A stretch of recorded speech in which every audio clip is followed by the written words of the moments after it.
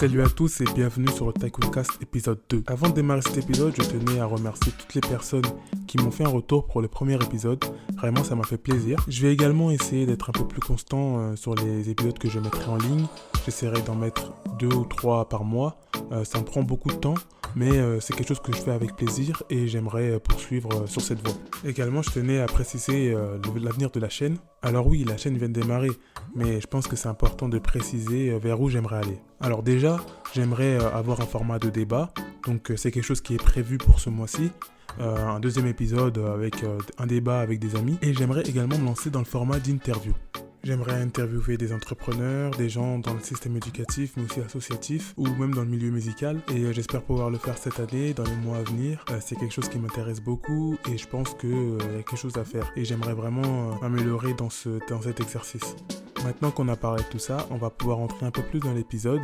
Et aujourd'hui, on va parler donc de la série This Is Us et du personnage Randall Pearson. This Is Us, qui est diffusé pour la première fois en 2016 sur la chaîne NBC. L'un des acteurs principaux qui joue le rôle de Randall, sur lequel on va se concentrer, qui s'appelle Sterling K. Brown, a reçu plusieurs titres, plusieurs Emmy, dont celui du meilleur acteur. Donc This Is Us, qu'est-ce que c'est concrètement? Dans cette série, on suit la famille Pearson et plus principalement les 3 enfants de la famille Pearson, donc Kate, Kevin et Randall. Kate et Kevin sont jumeaux et sont nés du même ventre. Ils sont nés de l'union de Jack et Rebecca Pearson. Ils devaient être des triplés, mais malheureusement, l'un des enfants est mort lors de l'accouchement. Ce qui a poussé Jack, le père des 2 enfants, à adopter Randall Pearson. Randall Pearson, qui est un Afro-Américain, donc qui a été adopté dès la naissance et qui est né le même jour que ses 2 frères et sœurs, Kevin et Kate. La série démarre lorsque Kate, Randall et Kevin ont 36 ans. Concernant Randall, il travaille dans ce qu'on pourrait considérer comme un fonds d'investissement. Il est marié à Beth Pearson et a 2 enfants, Tess et Annie Pearson. Il faut préciser également que Jack et Rebecca Pearson sont des Caucasiens, donc il a été adopté par une famille de Caucasiens, tandis que lui est afro-américain. C'est important pour la suite de l'histoire. Très jeune, on a détecté une forte intelligence chez lui, une intelligence au-dessus de la moyenne, ce qui lui a permis d'intégrer une école privée. De l'extérieur, on peut avoir l'impression qu'il mène une vie de rêve. Lui et sa femme gagnent bien leur vie, ils ont une très belle maison, une belle voiture et ont de beaux enfants. Le fait d'avoir été adopté à la naissance pour, entre guillemets, remplacer le 3e enfant qui est mort durant l'accouchement de Rebecca, va engendrer chez lui une peur du rejet de la part de ses parents adoptifs. Il a peur d'être rejeté, il a peur que ses parents se débarrassent de lui, ce qui va le pousser à être parfait, à chercher la perfection. À travers des flashbacks, on voit Randall enfant, Randall adolescent, mais également jeune adulte. Et à ce moment-là, dans ces 3 phases de sa vie, on le voit chercher vraiment la perfection, que ce soit au niveau scolaire, mais également en tant que fils et en tant que personne. C'est quelqu'un qui va faire énormément pour les autres jusqu'à s'oublier. Et ça fait partie de sa personnalité. Randall est quelqu'un de foncièrement gentil. Et cette gentillesse, justement, c'est aussi sa faiblesse dans le sens où il va toujours vouloir faire plus pour les autres et s'oublier. Que ce soit, comme je l'ai dit, au niveau de sa famille, donc en tant que personne, en tant que fils, en tant que frère, mais également au niveau de son travail, il va le donner énormément pour la boîte et s'oublier forcément. Lors de plusieurs épisodes, on assiste en fait à la montée en puissance du stress et de l'anxiété au sein de Randall. Lors de ces épisodes de fort stress et d'anxiété, on remarque des tremblements, on voit qu'il ne dort plus et qu'il fait énormément de sport à outrance. Son père adoptif l'aidait à contrôler ce stress et cette anxiété à travers des exercices, que ce soit du sport ou bien de la méditation, et l'aider à ne pas craquer, même si on peut voir des épisodes durant son adolescence où il craque tout simplement. Dans la saison 1, Randall est à la recherche de son père. Dès le premier épisode, il reçoit un mail de la part d'un détective privé qu'il a engagé pour retrouver son père biologique. La première fois qu'il rencontre son père, donc William, Randall a énormément de colère en lui et de rancœur. Il lui dit que c'est son fils biologique et il lui demande également de le laisser parler. Randall lui dit concrètement qu'il lui en veut de l'avoir abandonné, qu'il en veut de l'avoir abandonné dans une caserne de pompiers, mais que malgré tout, il a réussi à se construire une vie agréable où il a une femme exceptionnelle, des enfants, des beaux enfants, où il a réussi à s'acheter une maison énorme, une très belle maison et une très belle voiture. Il lui dit également, tu vois la voiture qui est garée là-bas, eh ben je l'ai achetée, pas parce que j'en avais besoin, mais parce que j'en avais juste envie. En plus, c'est une belle AMG Mercedes, j'avoue, la voiture elle tue. Donc Randall, concrètement, c'est quelqu'un qui à ce moment-là pense avoir réussi sa vie, pense avoir trouvé le bonheur dans sa vie à travers son travail, qui lui permet de s'acheter vraiment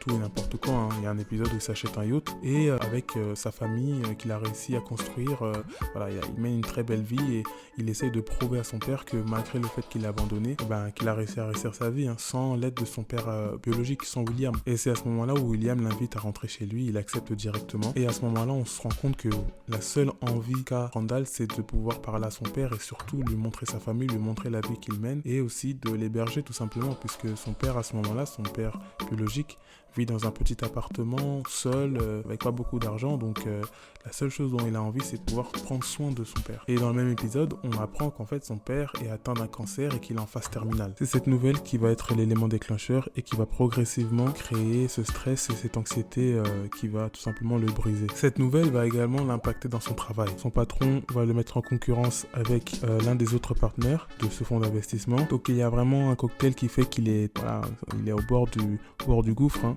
Il fait beaucoup de sport, même trop de sport, il se surmène. Il essaye d'être parfait à la maison, d'être un bon papa, d'être un bon mari, d'être un bon fils auprès de sa mère adoptive, mais aussi de son père biologique.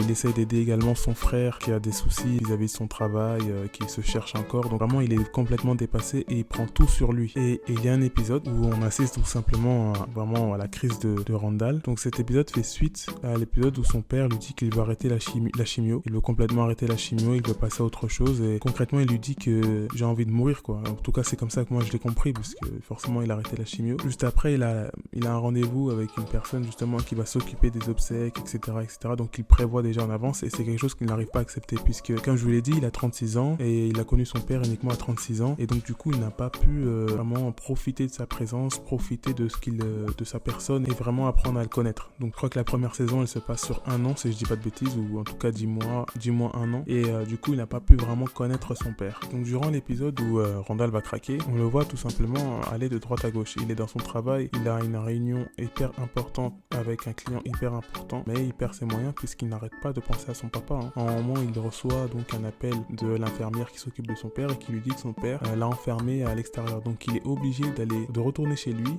d'ouvrir la maison pour l'infirmière, mais également de convaincre son père pour que son père puisse se calmer et ensuite revenir au travail. Une fois qu'il revient au travail, il voit que la réunion a démarré sans lui et que son patron lui dit tout simplement, écoute, je vais diviser ton portefeuille en deux et c'est Sanjay, donc le nouveau partenaire, qui prendra l'autre partie à ta place. Donc concrètement, il est dépassé, il perd le contrôle, il n'a plus le contrôle sur son travail, il n'arrive plus à travailler et en plus il perd le contrôle sur son père parce que son père, il sait qu'il va partir finalement.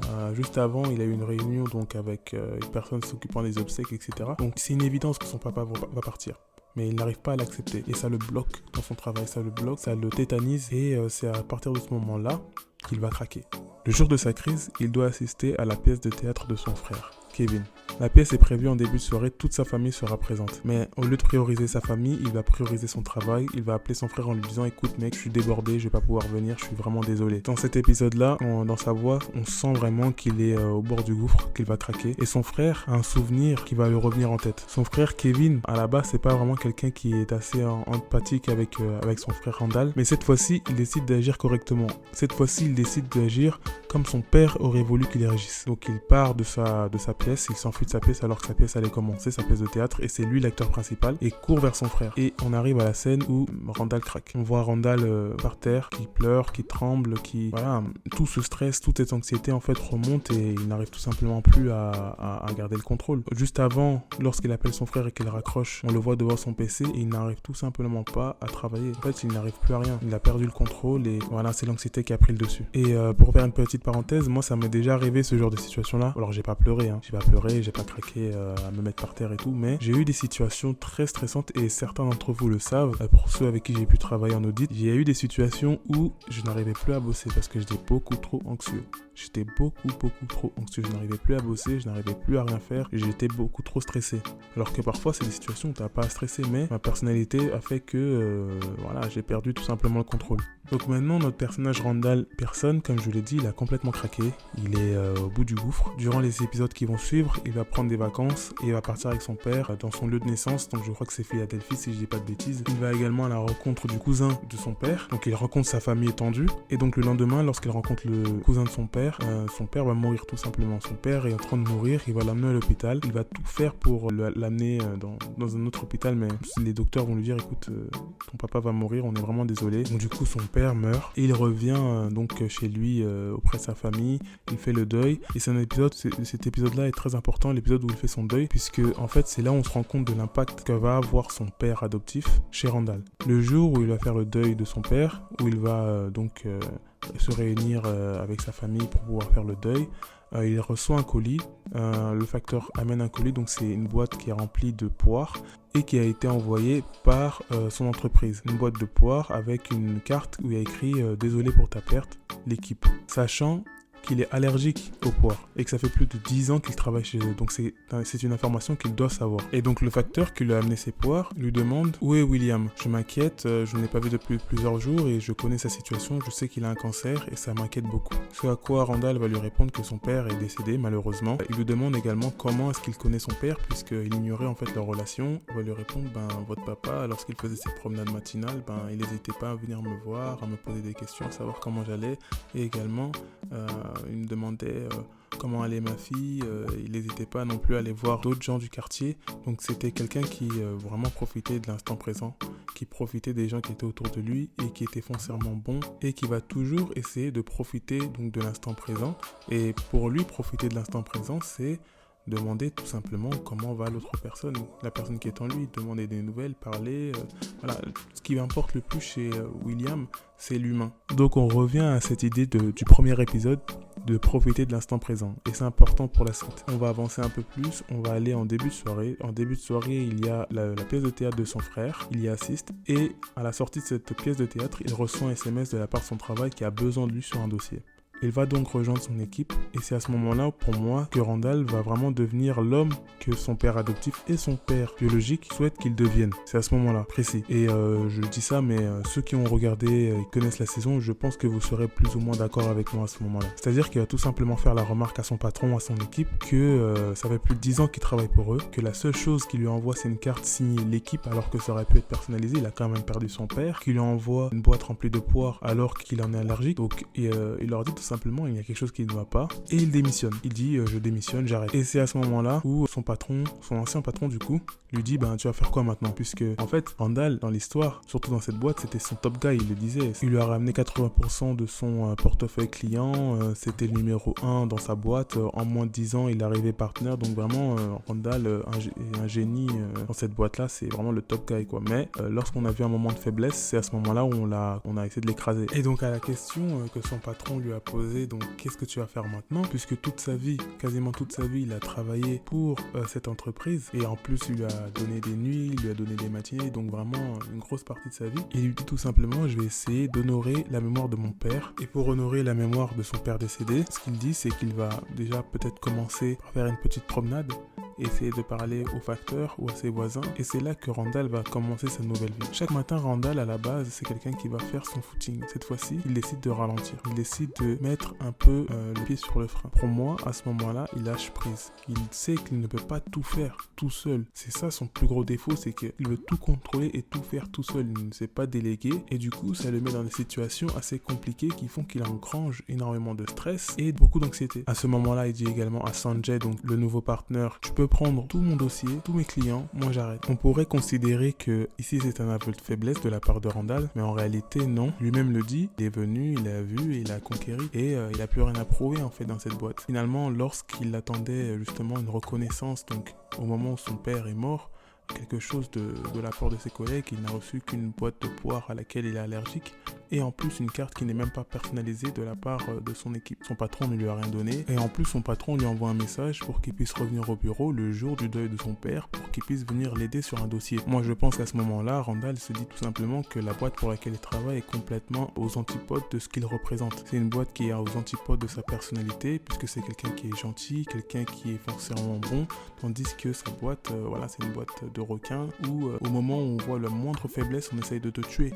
Et c'est tout simplement en contradiction avec sa personnalité. Et je pense également que c'est pour ça qu'il a ces épisodes d'anxiété, puisqu'il sait dans quel monde il évolue, il connaît sa personnalité, donc il y a constamment ce combat en fait en lui où il doit prouver plus que les autres qu'il est le meilleur, et en plus de ça il doit surveiller ses arrières puisqu'à n'importe quel moment on peut essayer de lui couper l'herbe sous le pied. Pour moi à ce moment-là, Randall va commencer sa nouvelle vie. Il va chercher à savoir comment est-ce qu'il va mettre ses qualités d'être humain, donc sa bonté, sa gentillesse mais également son intelligence au service des autres. Je pense que c'est justement la volonté que lui a transmis son père adoptif mais également son père biologique. On le voit dans les saisons suivantes que son père adoptif lui a transmis durant toute son éducation une certaine volonté, il sait que Randall va devenir quelqu'un d'important pour les autres. Et son père biologique lui a montré comment faire, lui a montré la voie. Pour conclure, je pense qu'il y a énormément de messages qu'on a voulu nous faire passer. Déjà au niveau de l'anxiété, n'hésitez pas à en parler autour de vous. Si vous aussi vous êtes des anxieux, le mieux c'est d'en parler, c'est d'essayer de trouver de l'aide si on peut pas en parler, si on n'a pas d'amis à qui se confier, c'est d'aller voir un psychologue par exemple. Moi personnellement, je pense que ça peut aider.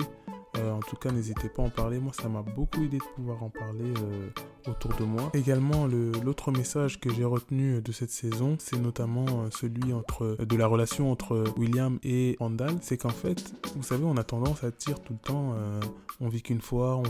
Mais en fait, dans cette saison, ce qu'on essaie de nous dire, je pense, c'est que c'est le contraire. C'est qu'on meurt qu'une seule fois. Tandis que la vie, elle continue. La vie, c'est maintenant, elle est présente. Et elle dépend des choix que tu vas faire. Randall, durant la saison en question, par exemple, lorsqu'on essaie de lui demander qu'est-ce que c'est que son métier, il est incapable de pouvoir te dire concrètement, de manière simple, ce qu'est son métier. Finalement, il n'y a aucun sens à son métier, il ne trouve aucun sens à son métier. C'est un métier qui lui ramène du stress, c'est un métier qui lui ramène de l'anxiété. Ok, ça lui ramène énormément d'argent, mais concrètement, quel est son impact sur la vie des autres? Et du coup, en fait, Randall, c'est quelqu'un qui va chercher un métier ou quelque chose, pas forcément un métier, quelque chose qui va lui permettre d'avoir un véritable impact dans la vie de quelqu'un ou de plusieurs personnes. Et ça, on le voit dans la saison 2. Enfin, pour conclure, j'aimerais vous lire la conversation qu'a eu William avec Annie. Annie qui était la petite amie de Kevin à l'époque. Cette conversation se déroule durant Thanksgiving et Annie lui demande « Qu'est-ce que ça fait d'être mourant ?» Ce à quoi William lui répond « Ça fait comme une sensation que des bribes magnifiques de la vie flottent autour de moi et que j'essaie de les attraper. Quand ma petite fille s'endort sur mes genoux, j'essaie de capturer la chaleur de son souffle sur ma poitrine. Ou bien, quand je fais rire mon fils, j'essaie de capturer le son du rire de sa voix, ce sorte de grondement venu de l'intérieur. Mais ces bribes se déplacent vite et je ne peux pas toutes les attraper. Je les sens glisser entre mes doigts et m'échapper. Et bientôt, là où il y avait le souffle de ma petite fille et le rire de mon fils, il ne restera plus rien. Je sais que vous avez l'impression d'avoir toute la vie devant vous, mais vous ne l'avez pas. Ne la prenez pas à la légère. Saisissez les moments de votre vie. Saisissez-les tant que vous êtes encore jeune et vive, car avant que vous ne le sachiez, vous serez vieille et lente et il ne restera plus rien à saisir. Alors quand un gentil garçon vous offre une part de tarte, dites-lui merci. Merci d'avoir écouté l'épisode jusqu'à la fin. C'est un épisode qui est beaucoup plus long que celui que j'avais fait précédemment. Comme la dernière fois, n'hésitez pas à me faire des retours sur ce que je pourrais améliorer sur mon podcast pour les prochaines fois. Et surtout, n'hésitez pas à partager, je compte sur vous. Et encore merci.